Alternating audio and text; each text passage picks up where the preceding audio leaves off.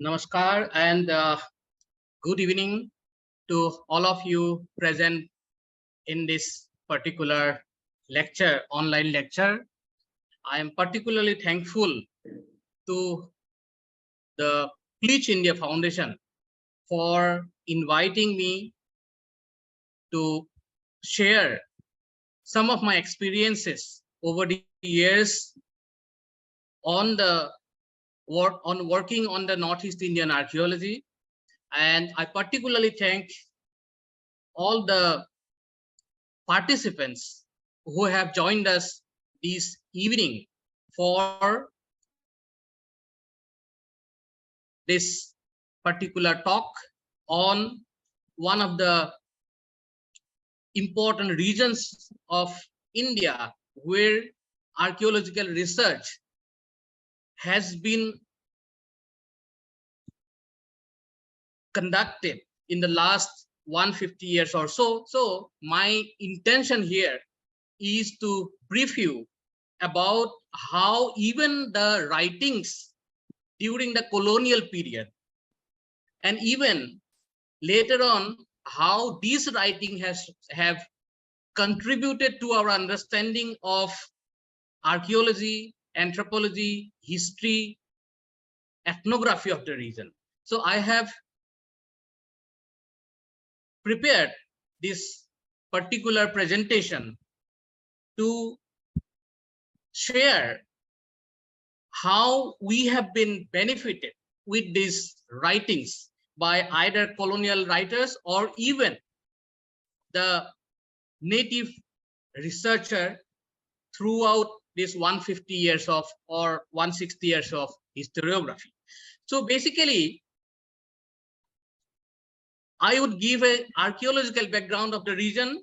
I'll examine these ethnographic writings and how these are acting as insights for us, and how these writings or initial documentations have provided us with the knowledge of unknown sites, artifacts which were spread across Northeastern Indian regions, and unique cultural practices which are significant for the contemporary discourses on the archaeological research. So this talk would be also a re-evaluation of previously documented sites, and also how this current knowledge with the efforts of researchers from Archaeological Survey of India or state archaeology departments, all the 8 sister states, universities, institutes, colleges, etc. So I'll give you a brief example of this particular book called A History of Assam by Edward Albert Gate. So this particular book was published in 1906. It was one of the very first book on the history of Assam, and Gate, he categorically started his introductory chapter by saying the science of history was unknown to the early inhabitants of Assam. For several hundred years, previously some scattered facts may be gleaned from a few ancient inscriptions. Before that, nothing definite is known, and our only information consists of some dubious and fragmentary references. However, in the process, in the last 100 years or so, we see that there is so much of new information are coming up because of the contribution of several institutes as well as individuals. The 21st century witnessed an increasing interest among the archaeologists, historians, anthropologists in multidisciplinary approaches to the study of the region's prehistoric and ancient past. So if we see just the beginning of archaeological research in the region, we'll see that mostly right from the time of Sir John Lubbock, who first reported some of the prehistoric artifacts, as well as other persons like Steele, Barron, Hutton, Cockburn, Godwin Austen, how they have also contributed to our understanding of the prehistoric past of the region. Subsequently, scholars like E.C. Warman, A.H. Dani, V.D. Krishnaswamy, B.K. Thapar, T.C. Sharma, as well as archaeologists who are basically from the universities based in Northeastern India, like Guwahati University, Dibrugarh University, Nehu, etc. How these have been contributing to our understanding of the region. So this is just a photograph to show you. Yes. So here you may see some of the initial researchers like Butcher Depart, who discovered indexes in Somme River, Robert Brucefoot in 1863, and Sir John Lubbock in 1867. So now, continuing with this, there were so many British administrators as well as ethnographers, geologists who were doing tremendous contributions to the scholarship on the our understanding of prehistory as well as archaeology of the region, like J.H. Hutton or even Barron, etc., who wrote continuously on different platforms, particularly on the Journal of Asiatic Society of Bengal, etc., or journals like Man and all. So here is John Henry Hutton, who contributed on the Neolithic as well as megalithic cultures of the region. And this is one of the very first map produced by V. Ball, who actually prepared or taken information, the existing information, to plot the cells or the Neolithic artifacts found across South and Southeast Asia. And this is one of the sketch map he prepared at the very beginning. And secondly, most of you are aware of the contribution of E.C. Warman, who also plotted in 1949 the Neolithic tools recorded from various places in this particular map. And subsequently, V.D. Krishnaswamy in 1962 produced another map on the Neolithic patterns of India, where he suggests that some of the elements of the Neolithic or prehistory might have come from Southeast Asia or East Asia to the Northeastern or Eastern Indian context. So now here is one of the first excavations conducted in the Northeast Indian context. The first excavation was conducted by T.C. Sharma, Tarun Chandra Sharma, in 1961 to 63 at the site of Dauz Ali Harding in North Kachar Hills. It is presently known as Dima Hasao district. And this photograph is T.C. Sharma with Professor H.D. Sankalia and Professor K.D. Cordington. And later on, we have with Dr. Tiatosi Jamir, we have published this volume in honor of Tarun Chandra Sharma, considering his extensive works or contributions to the archaeology of the region. Another important excavation was conducted by S.N. Rao at the site of Marakdola and well as Sarutaru, which are actually important archaeological sites for us.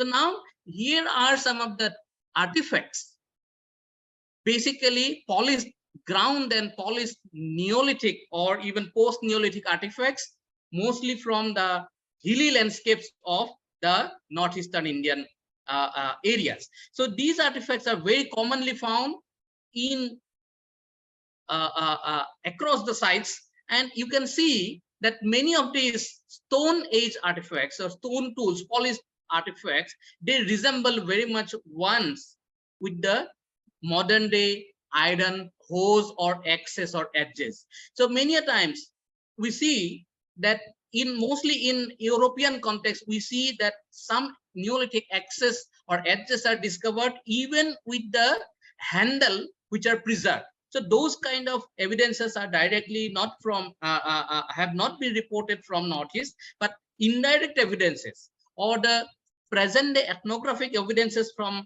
places like Sikkim, where these kind of stone artifacts are even hafted in wood for cutting firewood. So this is another ethnographic example to substantiate that these kind of artifacts were basically used for many activities, including cutting and felling of the trees, etc. So these tools are found across Northeast, and this is one of the tools from Upper Subansiri district of Arunachal Pradesh. Interestingly, many of these tools, many of the prehistoric artifacts are collected by the local inhabitants. Many a times they believe that these are having some, benevolent or malevolent spirits, etc., associated with this. So it is to be noted that many times these artifacts are collected while doing in the shifting cultivation by our tribal communities or ethnic communities. These are some of the artifacts from Arunachal, you can see. These are some of the artifacts from North Sikkim. And now I'd like to take you to one of the important areas for studying prehistory, which is Tripura. And recently, we have conducted some of the explorations and excavations in some of the areas of Tripura. So these discoveries were made by Geological Survey of India, initially some 30 to 40 years back, led by N.R. Ramesh, who actually discovered some of the fossil artifacts from Khowai and Sonai river valleys in western part of Tripura. So these are some of the areas, and here we have Dr. N.R. Ramesh and other team who have initially discovered these areas or discovered these fossil wood artifacts, and we have re-looked at those areas some in last 3 to 4 years back. And here you can see this is one of the first archaeological site or prehistoric site called Teliamura, from where these kind of artifacts were collected some 40 years back. And now when we looked at these areas, we have seen there are these Neogene deposits where fossil woods are found in large quantity. They are found either in the hilly locations or along the riverbed. So these fossil woods, they are very siliceous in nature, millions years of old, but our prehistoric people, Neolithic and even post-Neolithic communities, they have taken advantage of this fossil wood and they have utilized these ones to make some artifacts like these ones. You can see a variety of artifacts, right from axes, edges, scrapers, large cutting tools, etc., from these regions of West Tripura. So there are some publications also we have made recently, and this is one of the areas where we have actually thoroughly studied. So this is the river Sonai, which is starting from the Baramula Hill Range, and it goes towards Mohanpur, then crosses towards Bangladesh. That is just the border between India and Bangladesh. And in this locality, we have seen these fossil wood artifacts are found in large quantity in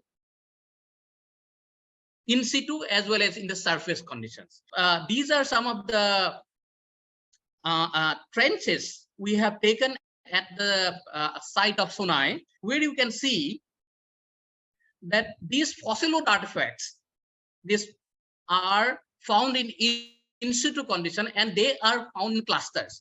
We have found the final,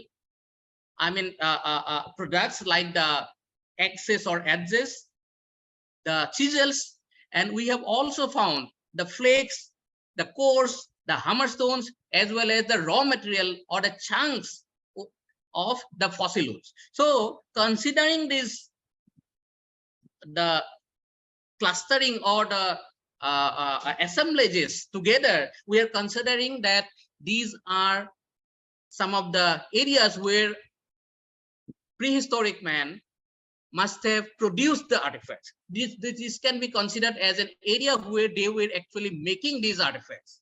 So you can see some of the beautiful artifacts found in the archaeological excavations from Sonai.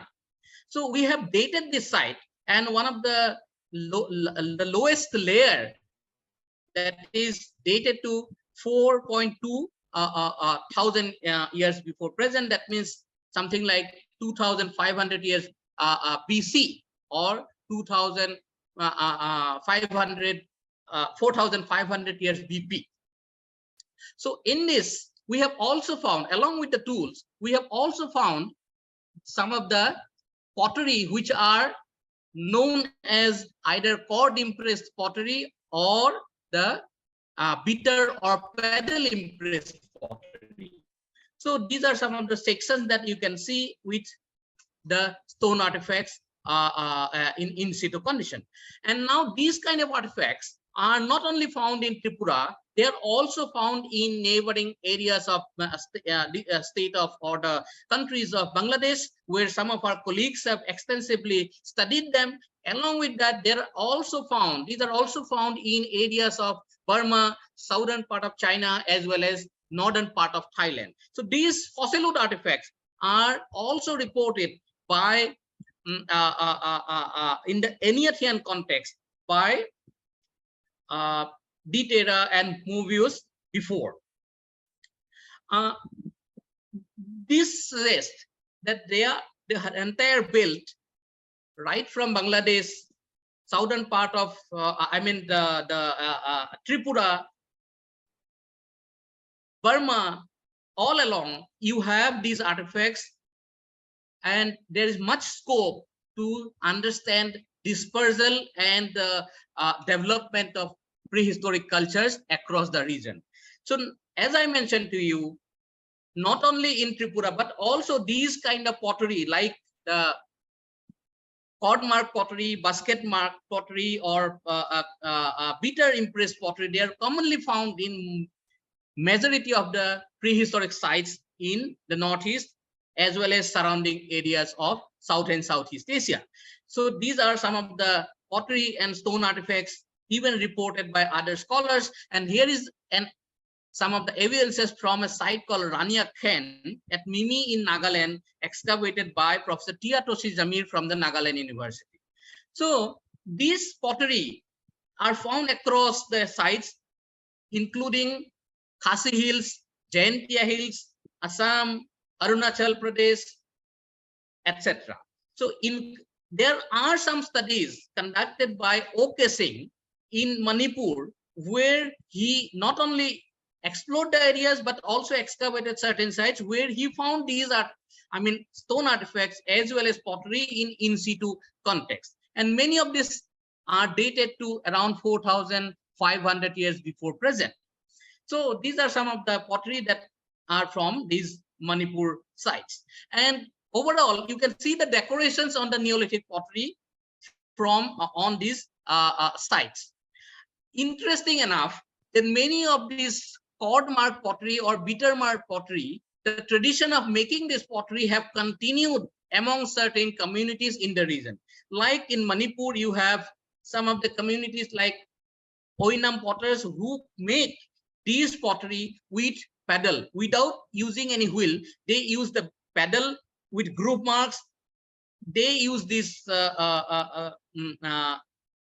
instrument or implement to produce pottery with by molding with their hands and these bitters.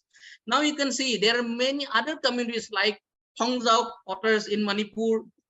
There are some communities like Phom who produce some pottery by using this kind of paddle wrapping a cord. You can see some of these studies conducted by some of our colleagues like Ditamulu Basa as well as Tiato Sizamir, etc., who says or who contributed even in the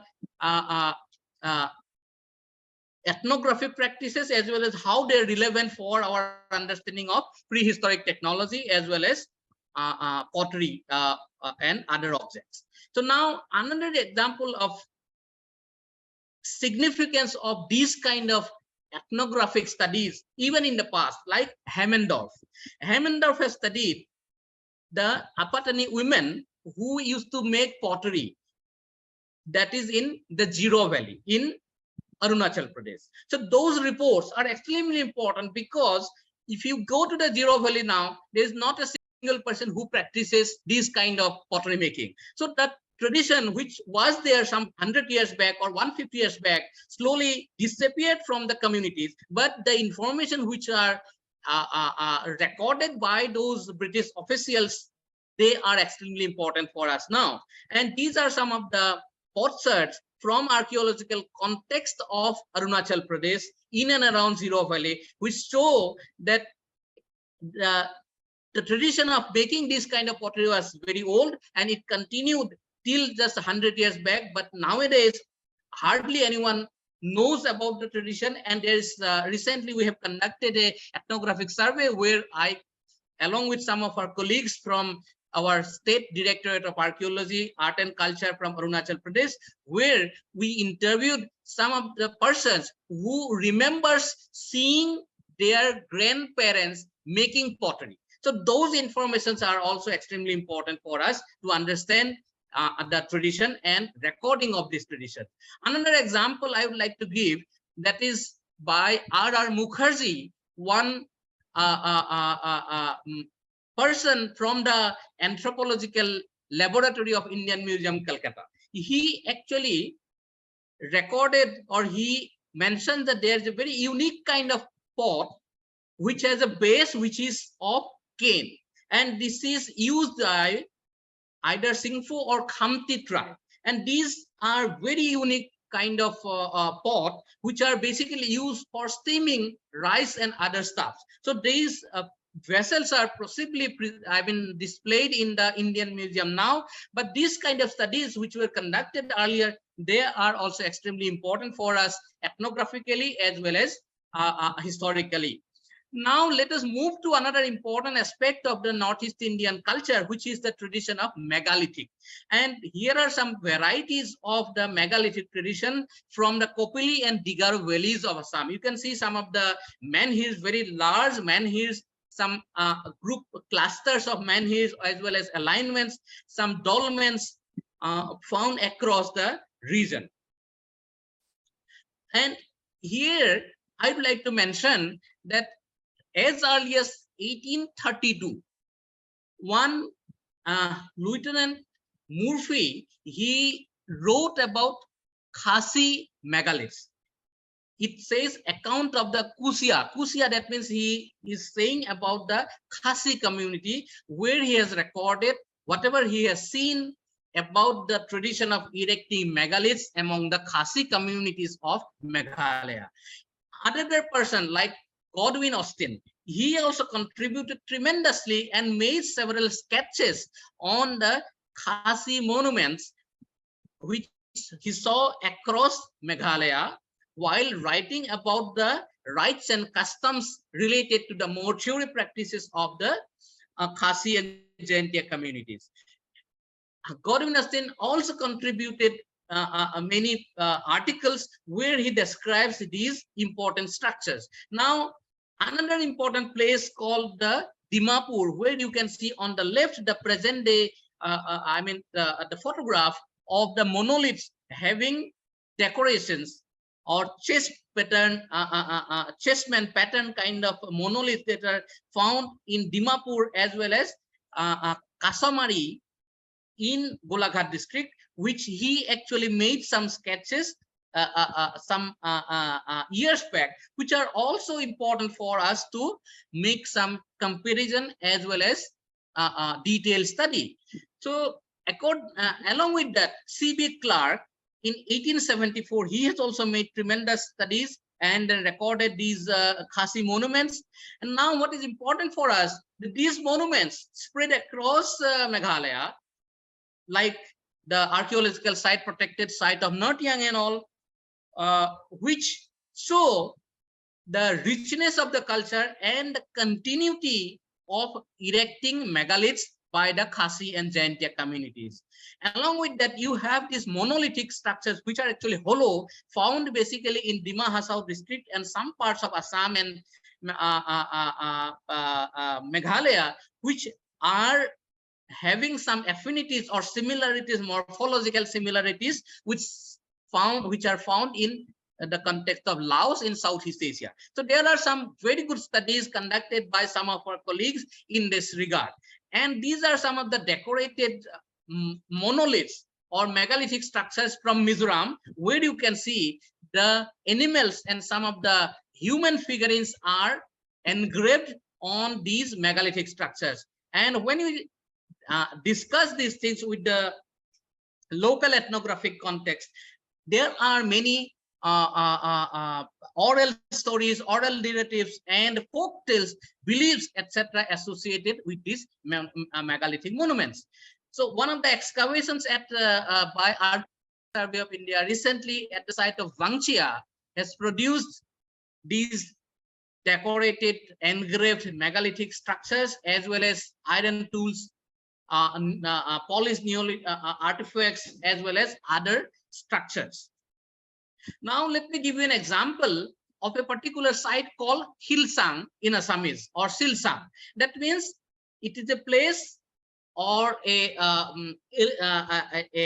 table kind of thing, or an elevated place where you have which is made of stone.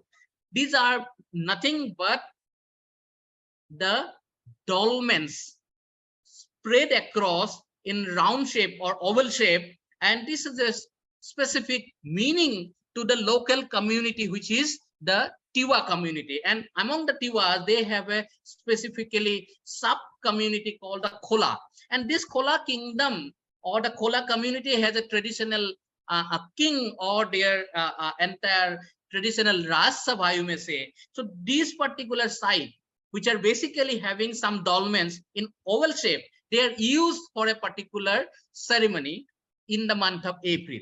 So what they basically do, these particular dolmens are used for discussing in their traditional Raj Sabha. They have a king, they have mantri, they have senapati, they have Deka Raja, that means young Raja or princess, and all other important dignitaries of the traditional Khola kingdom. There are total 17 number of dolmens and other similar structures which are actually used for this particular day to discuss the day-to-day or even important activities of the kingdom. This is the traditional king of the Khola kingdom, who sits on the most important and the large dolmen on which he sits and discuss certain things. Of course, it is more ceremonial in nature, but this is conducted in a very auspicious way. You can see some of his subordinates also sitting on these raised dolmen structures and then discussing certain issues related to the kingdom. And this is a very unique tradition, I would say, only found, so far my information goes, that it is only found among the Tiwas in a much ceremonial way, practicing on the in one of the days of April. And let us see one of the areas called Omswai Valley, that is also in Assam, that is something like 100 kilometers from Guwahati, the state capital, where you can also see the Tiwa communities having different kind of megalithic structures, which are either old or even they are traditionally erected even in the present day communities. You can see some of the dolmens, some of the menhirs, as well as some of the alignments being used for various purposes. It is interesting here that apart from being used these things for burial practices or commemorating the death of a person or an event, it is important that they erect these particular stones on the onset of doing agriculture. That means before doing the shifting cultivation or zoom cultivation, what they say, they used to erect a particular, a stone, in believing that this will bring good harvest to them. This is the beginning of the agricultural season. They practice a puja called Chongkhong Puja, in which they actually sacrifice some animals like pigs or even chicken, etc. And then ceremonially, they used to find out a particular suitable stone to erect at a place which is traditionally used for erecting or these monuments, as well as conducting the Chongkhong Puja. In this way, in the last several decades or last several hundred years, they have been conducting or continuing with the tradition of erecting megaliths. You can see here now that this community, they do it very rigorously, and then based on their oral traditions and folk tales and beliefs, etc., we can say this has been conducted since long time. And we have counted these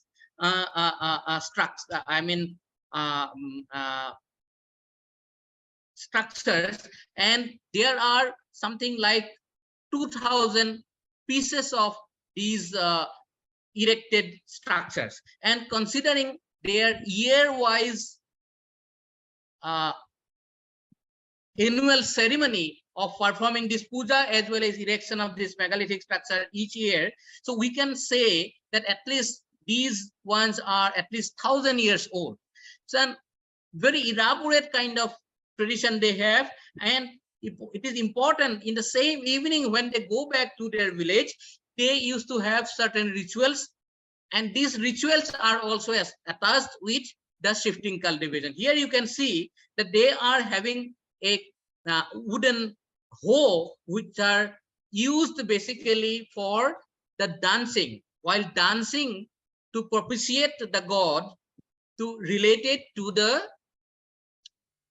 a good harvest or the betterment of the village for in relation to the agricultural practices. So you see, these traditions are very unique for the Tiwas, which are doing these kind of a megalithic tradition, continuing with it for last several hundreds of years. Now let us move to the historical period, where we see the Brahmaputra Valley being having evidences of some of the mythical dynasties, as well as dynasties which are recorded in the inscriptions, as well as authenticated by archaeological or historical evidences. So you have this Pragjotisha Kamrupa kingdom. They are known from the epics, Puranas, etc., as well as other Brahmanical texts. And you can see slightly later period, like the 3rd or 4th centuries AD onwards, various dynasties like the Varmanas, Salastambhas, and Palas ruling right from 3rd century to 12th to 13th centuries AD. So these dynasties and their archaeological evidences are extremely important for us for our understanding of the historical development in the valley. So here I'd like to show you some of the important contributions made by Edward Gate, R.M. Nath, Kanaklal Borwa, P.C. Chowdhury, H.K. Barpuzari, and many others in the contemporary period who have written extensively on the historical as well as archaeological remains of the Pragjotisha Kamarupa kingdom. And the establishment of the Kamarupa Anusandhan Samiti or the Assam Research Society in 1912, it has led to the formation of even the Assam State Museum in 1940s, who have extensively contributed for our understanding of this time period. So you can see some of the major works by several noted scholars on the Pragjyotisha Kamarupa kingdom. So recently we have tried to understand different zones related to this historical development in the valley. This entire Brahmaputra valley, it is actually crisscrossed with many of the tributaries and sub-tributaries of the river Brahmaputra as well as the Borak. So here you can see some of the zones that we have identified, like the Krishnai Durnoi zone, which is like in Gwalpara district. Then the North Guwahati and southern part of Guwahati, that is part of the Kamarupa districts. There you have these areas in the northern bank. You have these Tezpur and Sunitpur areas. You have this Manaksa Parbat and Malinithan areas in the Assam Arunachal border. Then you have this Dhansiri Doyang Valley in Golaghat district, neighboring Naga Hills, and you have this Kapili Jamuna Valley falling in Nagaon areas and Morigaon areas. So these areas are extremely important for us for the understanding of the historical development. So what are the earliest evidence of the historical development in the Brahmaputra valley? There are two important sites. One is Sri Surya Pahar that falls in Gwalpara district, and the other one is Ambari, which is located in the city of Guwahati. This particular site was discovered in 1969 and 70s while digging for the foundation of the Reserve Bank of India to be constructed in the location of Ambari. So when the initial digging was going on, many of the pottery, stone sculptures, bricks, terracotta objects came into limelight. Then immediately the State Directorate of Archaeology and Museum, as well as the Guwahati University, along with scholars from Deccan College Research Institute in Pune, they have conducted several excavations, and then it has led to the understanding of our past, particularly the development of historical development in the Brahmaputra Valley right from 7th century onwards. Recent excavations conducted by Archaeological Survey of India as well as State Archaeology Directorate, they have found some evidences belonging to the Shunga Kushana period, which traced back the site to at least 2nd century, 1st century AD and BC transition to be in safe site. So now this site is also important because it has yielded some evidences of some foreign kind of pottery, like the Eretine ware, Rowlated ware, Chinese Celadon ware, green glazed ware, apart from the typical kaolin pottery, which is locally well known because it is used, or it is made rather, with kaolin clay. And this particular site has changed our perception about the historical development in the Brahmaputra Valley. Now this site is, or the pottery which is found at the site, is not only found within the excavated range of the site, but also found in and around in Guwahati, South Guwahati, North Guwahati, etc. And what we are now trying to understand, what is the extent of the site of Ambari. Actually, the evidences or the archaeological findings from Ambari is not only focused or confined to Guwahati, but also it is found many places in and around Brahmaputra Valley, as well as some areas of the hilly landscapes of the northeastern areas. So another locality I would like to mention here, this is the site of your Ambari, and very close to it you have the Digolipukuri, one of the largest tanks. Along very close to it, we have this Cotton College or Cotton University campus, where I mean, in recent diggings for construction of some buildings, administrative building as well as academic building, many of the artifacts similar to what we find in Ambari have also come up. In one of the excavations conducted in 1991 to 1992 by State Archaeology Department, so just in front of the principal's bungalow. That's what you see in the slide here. So they found many of these pottery or brick structures which are very close in typology as well as artistic expressions with that of the Ambari. Actually, this Ambari site is even spread all along. It was a mound which is extended right from Fancy Bazaar, Pan Bazar, Uzan Bazar, Chanmari area, including the Ambari. So you see many of these intricate designs like the diamond pattern designs or the sun motif designs, they are very common across the Brahmaputra Valley.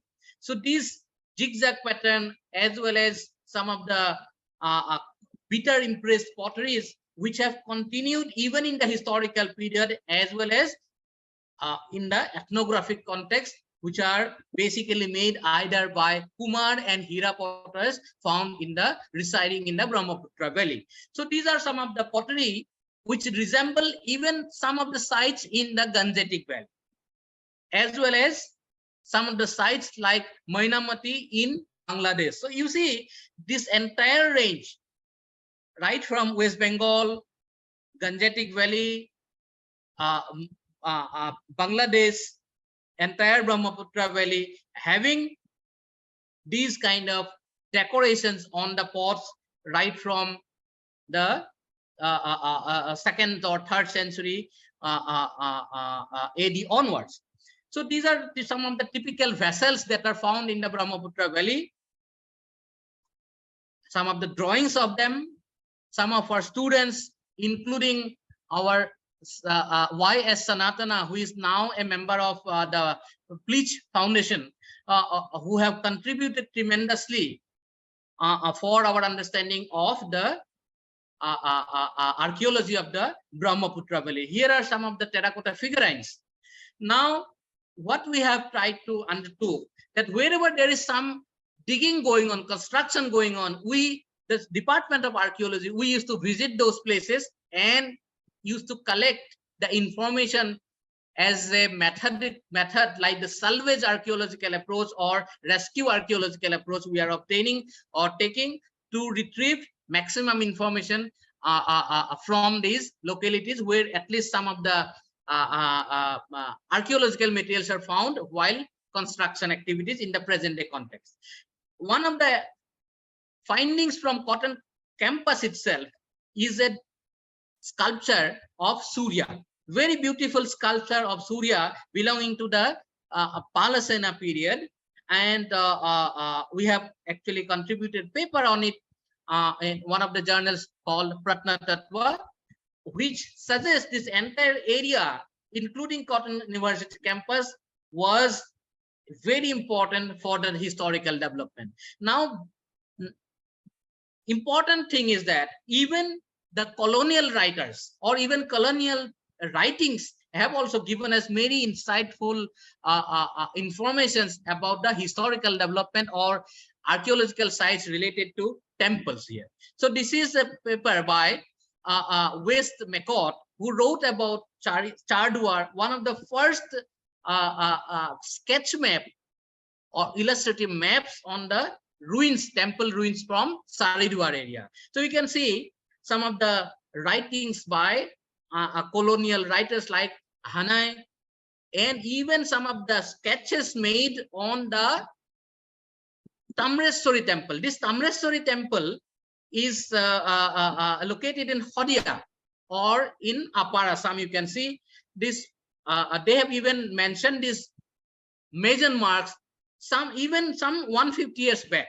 And you can see this particular site was actually a site protected by the Archaeological Survey of India. And this site is actually now lost. It is untraceable. And it is believed, or it is said, that in one of the huge floods, this site got submerged and now there is no trace of this particular site. Now, what is the significance of these write-ups by the colonial writers? Because right from the Sangrung Pupan or Buronji, the chronicles written by the Tayahom period, during the Tayahom period, you know about the Tamreshwari temple. Even by Dalton or Hanai or T Block, there are some information on this particular site. Even Devala Mitra has also written on this site. However, in some 50 or 60 years back, there is no trace of this particular temple ruin. But what is important for us, that these colonial writers are extremely crucial for our understanding of these even the sites which are no more traceable in present context. There are again some interesting papers like Trotter, who writes about the journey of a Pandit right from Tibet to Ladakh and Lhasa to Tawang as well as to Udalguri to us in Assam. This entire journey is written, and then all of whatever that Pandit has seen, all these are recorded and a map. So these are extremely valuable information for us. Now let us see the contribution of this person called Edward Dalton, who wrote extensively on the temple ruins. One of his writing talks about the Urbasi and Umaranda Islands located in the middle of the city of Guwahati in the middle of the Brahmaputra River. These are small islands which are actually rich in the archaeological treasures. You can see some of the beautiful carvings, engravings, as well as rock cut sculptures of Surya and some possibly Parvati or Uma, as well as Vishnu and Harihara, as well as Dasavatara images, Ganeshas, rock cut steps, as well as engravings of Harihara, and even some inscriptions. So this particular site is mostly under the water in the rainy season or in the flood season. But when it is there is winter, so you can visit these sites and then you can observe these valuable rock carvings. And it is also important, this Dalton, he has made several drawings or made some kind of visualization of the ancient temple remains, and his descriptions or even the drawings, they are extremely valuable for us, because now we can compare those drawings with some of the temples which are presently in standing condition, like the Hayagriva Madhav temple in Haju. You can see and compare these steps as well as these row of elephants in the lower part of the main temple. So now it is also important that we see many of these interesting evidences like the door lintels and all. So they are rich in depicting various divinities, including the Navagrahas. You can see this particular temple of Devpahar, on which the main lintel having the depiction of the Navagrahas. All the Navagrahas, 9 grahas like Surya, Chandra, Mangala, Buddha, Brihaspati, Shukra, Shani, Rahu, and Ketu are depicted. So in one of the drawings by Dalton, you can see the Navagraha found in Tezpur area. And recent in one of the visits to Coal Park in Tezpur, we have seen there the exact drawing made by Dalton on the beautiful door lintel found from Tezpur. So Y.S. Sanatan and myself, we have visited many of the sites, including Biswakarma and Singri, Mikirati, Bamuni Pahar in Tezpur, etc., to understand what the importance of Navagrahas as well as the sun worship in the Brahmaputra Valley. So these are some of the evidences of sun worship, particularly the Dwadasvaditya panel from Surya Pahar, as well as some of the depictions of Suryas in Kamakhya temple, or in some of the sculptures stored in Assam State Museum. So these are some of the sculptures from Assam State Museum. So this particular temple, the Madan Kamdev, which is also known as Ellora, it is the Khajuraho of Assam. It is an extremely important monument protected by the Directorate of Archaeology. You can see it is mostly in ruined condition. So Dalton in 1855, when he visited the site, he made the sketches of this ruined structure, and he wrote about how he saw the temple. So it was already in ruined condition. He saw the main deity, which is the Uma Maheshwar. He also saw this lion and mounting on the elephants, the large carvings and the scattering of objects. He also talks about the possibility of the earthquakes, major earthquake, which led to the collapse of these monuments in of pre-Ahom period. That means pre-13th century monuments made mostly of stone without using any mortar and just only using iron clamps to fix the stones. So you see, these kind of descriptions are extremely important for us for research in the later periods. So these are some of the architectural ruins, etc., decorated slabs, etc., from the site of modern Kamdev. And we have also studied what is the role of earthquakes in the fall of majority of the stone structures and temples of pre-Ahom period.